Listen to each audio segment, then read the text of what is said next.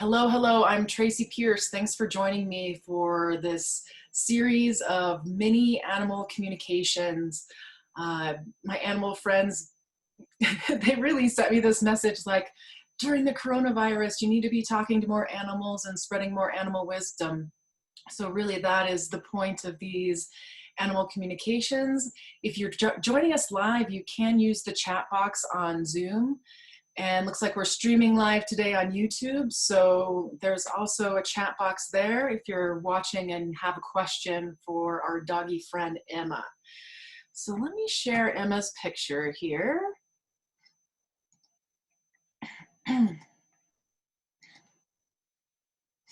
Okay, so here's Miss Emma. She's a sweet girl. I talked to Emma one time before, about 2 years ago, and Emma actually passed away about a year, not quite a year ago.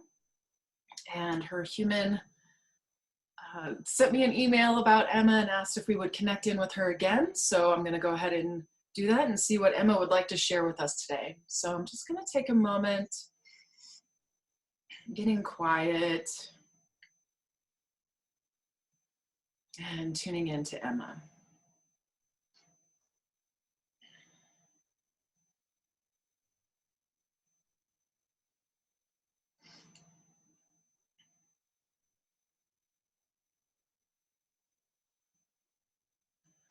What I feel right away is this lightness in Emma's energy. Excuse me. And it's so light that it actually makes me wonder if she's reincarnated yet or if she's still like in the afterlife, spiritual worlds. I'm sure she'll tell us about that in a minute.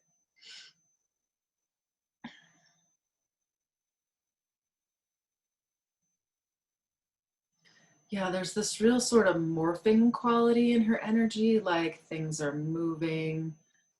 But yeah, it doesn't feel like she's a physical being yet again. It feels more, again, otherworldly. Hi, Emma. What would you like to tell our viewers today? You've got the floor, whatever you'd like to share with us. Yes, and we'll have time for your favorite human to ask some questions too if she wants to type something into us.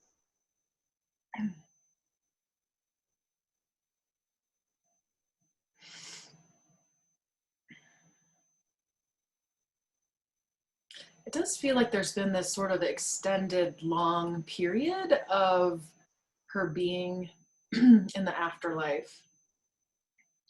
Can you say more about that, Emma?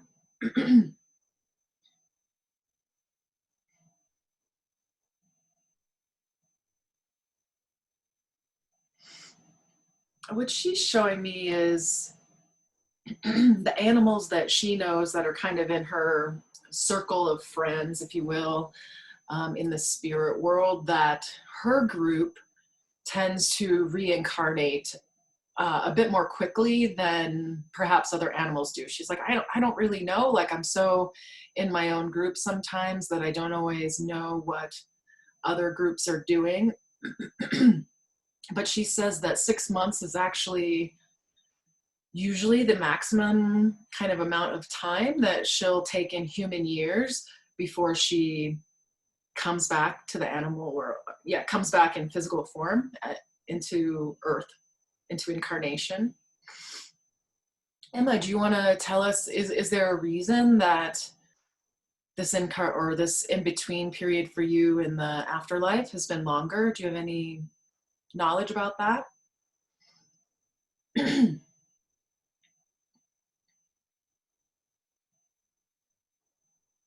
She says, I feel like I'm being prepared for something really big, really something that would move me forward in my incarnation cycle in this next life, and that she needs more preparation ahead of time before going into that.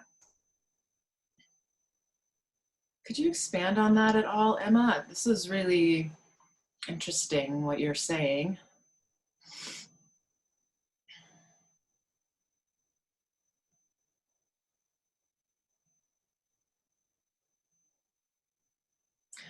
Yeah, she's showing me what looks like a timeline and like little points along the timeline of the different incarnations that she's had.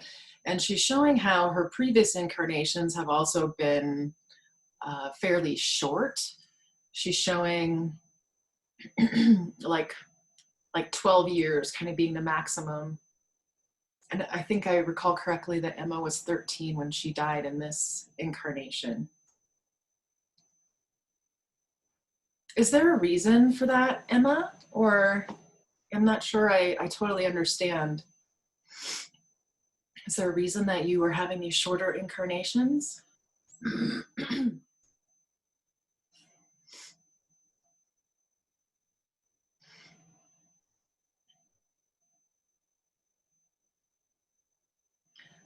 She's like, I don't know that there's some overall meaning to it. It's just that I was given these shorter time periods. It's sort of, if you want to call it apocalyptic in some ways, like, all right, we really got to get this done. Like, I got 12 years, let's do this. Let's really get in there. There's no time for screwing around. Is that part of why you left your incarnation as Emma? Perhaps earlier than your humans thought you might?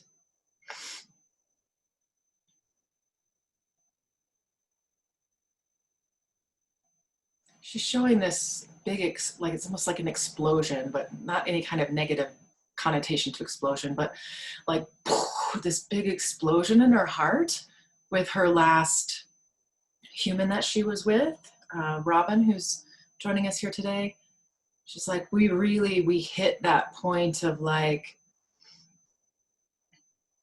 she was able to open up to me and really let the love that I was feeling and holding for her to spread out and really receive it. And that was a big part of my work with Robin.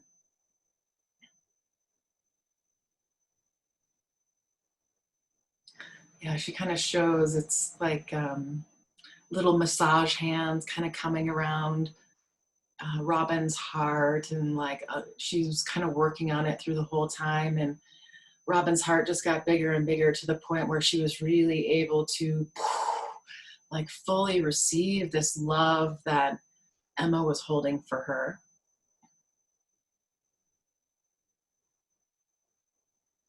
And in this thing, I really feel it more like a graduation. Like I was able to leave because Robin stepped into this next phase of her own evolution. And Emma actually feels really proud of herself for that.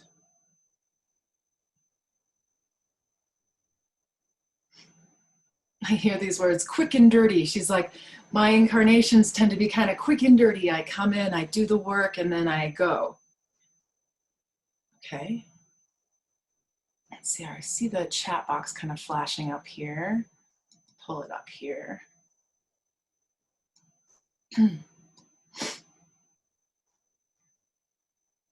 And oh yeah, Robin's asking, am I recording? Yes, I'm recording this session. I'll post it up on YouTube and probably Facebook after we're done. And Kim asks, Emma, are you going to come in as a totally different animal, like a horse or an elephant or maybe something else? Emma, do you know what your plans are for your next incarnation yet? She's like, ooh, elephants. I hadn't even thought of that. So, well, I'm really more focused on like the phase of my own evolution that I'm in. I come in as a domestic animal, so I do have very specific missions with the humans that I'm going to be coming in for. So I take it probably not an elephant then, Emma. She's like, well, no, probably not an elephant. She is showing something like 100 pounds or less. Emma says, well, cat and dog are the general easy decisions. Like those are the domestic animals that are very accepted in the world. And so I'm kind of leaning towards that, but she's saying she hasn't totally made up her mind yet. Emma, is it up to you, or is there like a higher power or something that kind of dictates how you will incarnate?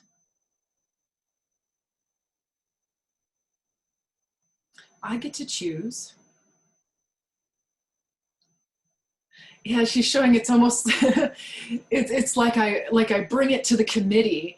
She's showing like her spirit group of animals, and it's like she brings her idea for what kind of animal she'll be to the group, and they kind of sit with it and hold it and give her feedback.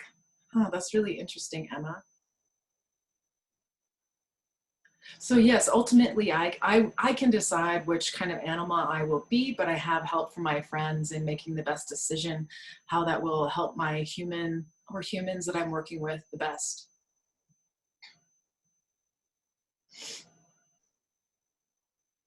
She keeps showing me like I think it's an iguana or a lizard. She's like, maybe I could do one of them. I don't know. I've never really been into the reptiles. Mammals tend to touch people's hearts in different ways, she said, and so that's why she leans towards cats and dogs. Okay, so we got a question from Robin here, it looks like. Robin says, my mother became very ill and I had to travel to her suddenly. Emma was in a kennel for weeks. I was afraid she wouldn't last till I got home. The weekend I came home, she went downhill fast. Robin says she's so grateful that she had those last few days with her. Emma says, yeah, I know. I knew it wouldn't be easy for you if I passed away while you were gone. And she's showing how she was kind of holding her energy in a certain way to make sure that she got to see you again. She really knew how important that was for you. And it was important for her too, she says. Yeah, she's showing like Robin when you got back. So this layer of energy that kind of runs through us and around us. I call it the etheric. Some people call it life force or ki or chi, sorry. She's showing that when your etherics or your energy came back together in the physical world, like something in her was able to relax and go, okay, it's okay for me to go now. And yeah, she was very aware of that, Robin, she says. Okay, so if you have other questions, feel free to type them into the chat box. I'm gonna click over here on YouTube real quick and see if any comments are coming through there. No, not so far. All right. So Emma, this is really just an open format for you to share anything you see with us. You know, my animal friends wanted me to start this series of little mini animal communications, really largely around the coronavirus pandemic that's happening. And, you know, so much of the world is on lockdown at this particular moment. I wonder if you have any vision or wisdom around the situation that's going on that you might like to share with us humans down here. Well, I have been watching what's happening. There's kind of this sense of like being above the earth and kind of watching down on what's happening. Yeah, she really thinks that she probably won't reincarnate until everything that's happening in the world with the virus is maybe a little bit more settled down. She feels like it might be harder for her to easily connect with the human that she feels she's supposed to if she doesn't. Emma, do you already have your next human or humans picked out? No, she says. That's still kind of up in the air. That's part of what this learning process is going on for me. Okay. Do you have any advice for the human friends here?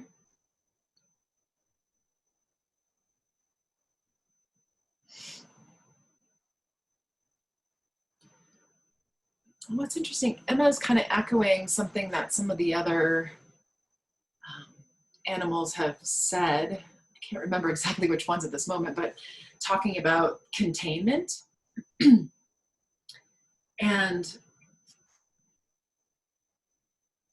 She's again showing how many animals in the world are in some kind of containment, whether it's like a cage or even a house can sometimes feel like containment. And she wants to encourage humans to think about their pets, their animals, how are they contained? And when humans start to feel antsy and they want to get out of their cage, think about, wow, this is how a lot of animals in the world feel, like they are forced to stay in some kind of containment. You know, she's saying even if it's a house, it's still contained. It's still a box that I can't necessarily leave. And she wants humans to think about, so those times where, you know, wow, you get to go to the grocery store, you get to leave the house for some kind of reason. Like maybe you can kind of understand why dogs get so excited, especially dogs get so excited about, oh, it's time for a walk. Yay. You know, there's this real way that maybe humans can understand their pets a little bit better through this containment thing, and to understand what the animals are going through. And yeah, she's starting to show me like even like animal testing labs, how maybe they're kept in even smaller cages than what might be considered normal or proper for a domestic animal.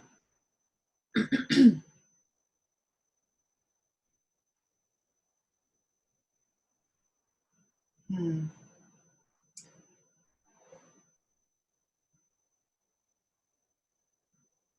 Emma, is there more you want to say about that? She says no. Okay, I see another question pop up here. So Nancy asks, Emma, when you transitioned, were you able to also be here around Robin for a while? And is there any way you continue to let her know you're still present in her life?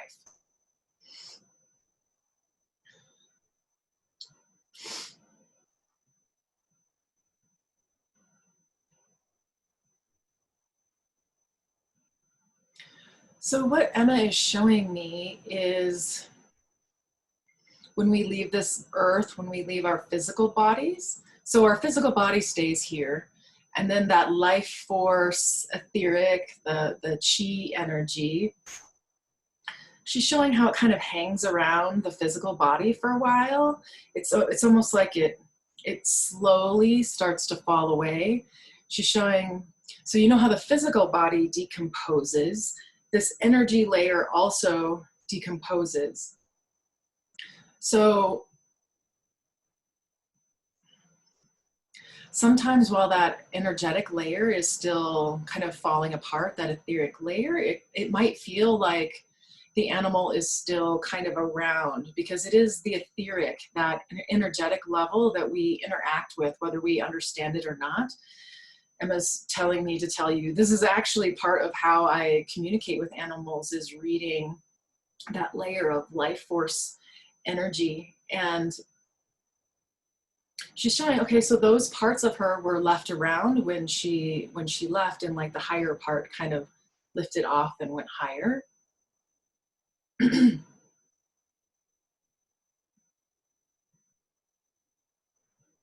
there is this sense of like the spirit part of Emma watching over Robin.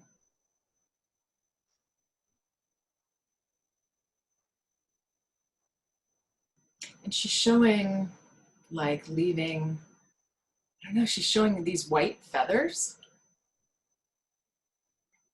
Like anytime you see a white feather, you should think of me. That's what Emma is saying. I try to leave them around sometimes, Emma says. It's more of like a message to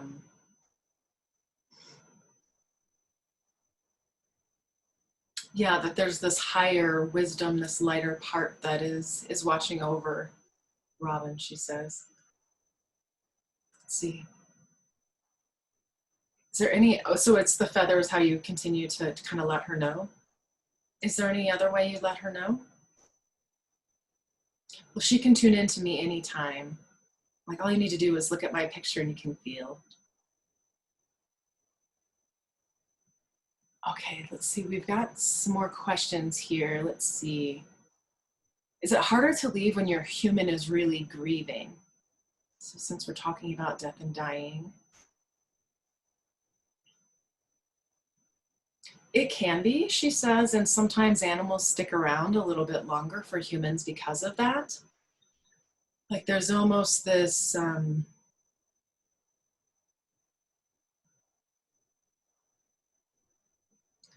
she's showing a human, and then there's this sort of click that takes place in the human's energy. That's a signal, she says, at least to her and her group of like soul animal group that she works with, that indicate to her that the human is ready to let the animal go. So a lot of us work with that. Like we know when the humans are ready, and it's like they have to reach kind of a certain place in their grieving for us to let go. And she's saying,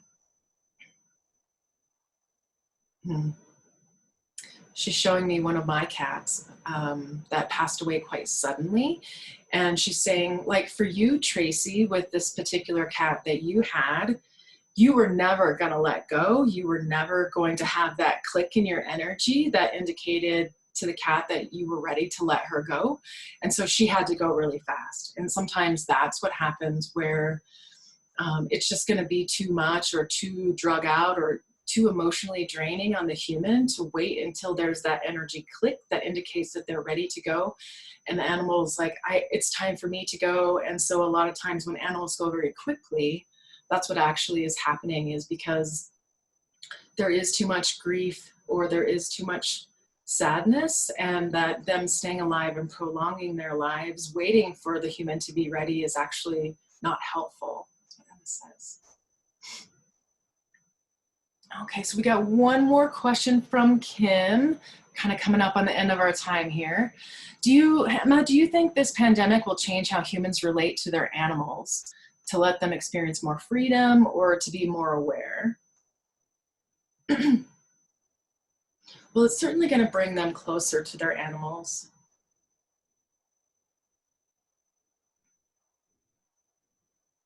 Most humans have not spent this much time around their pets. They're used to going out, working in the day, or going out and living their life and doing all these things, but while the animal stays at home. Emma really likes the idea of society evolving so that they can take their pets with them more places. Okay, Emma, that's sweet. I don't know, health regulations and all that, I don't know if they'll ever allow that. It's a nice idea.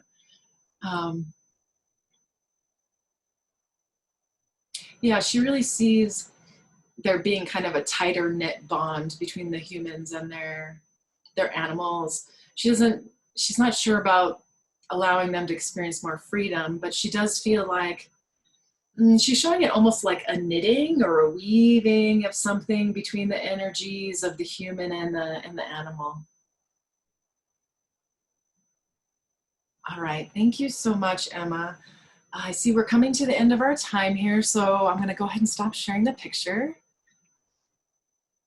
All right, so thank you so much for joining me here, and I'm going to keep doing these free mini animal communication sessions for the foreseeable future. So if you're interested to have a free reading for your pet or some other animal friend that you have, be sure to send me a message and include your pet's picture, name, and age, and we'll get you added to the queue.